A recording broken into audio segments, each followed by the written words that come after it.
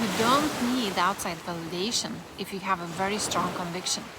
Just think about your deepest desires, about your biggest goals that you already achieved in your life. You achieved them because you just knew it's gonna happen. You were so certain it's gonna happen that no matter what Johnny or Patty were saying, no matter what your sister or your mother were saying, you didn't waver, right? Okay, so if you wanna achieve a goal, if you wanna take a business to the next level, if you wanna realize that dream, the only reason why you haven't already is because you're wavering somewhere. Okay, because you're letting outside forces, tell you why you can have it. And I struggle with that myself, right? Okay, it's a muscle that you have to build in because we just need to keep reminding ourselves, yeah, it's possible. Okay, and one of the easiest ways to do that is by going back to the past and remembering those stories when you achieved. Kind of like reversing engineering.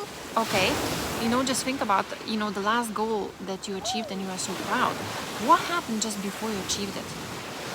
Okay, how convicted were you? How certain were you that you're going to do that? Just remember what state you were in. And if you can try to bring that into the present, then your dream and your goal is just, becoming closer and closer, okay? Like it's about believing in yourself, and it doesn't matter what everyone is saying, it doesn't matter what everyone is telling you.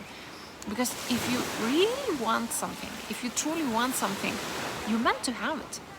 Okay, just remember who you are. And another big tip, what works for me as well, is when I relax, when I just lay on the beach, okay, after the swim and listen to the waves. And you probably have something like that where you can just reset, like yourself within seconds or minutes. Because if you have a problem and whenever you want to achieve your goal and you get frustrated that you can't achieve it, okay, your mind is occupied and kind of running non-stop, okay, on how to solve it.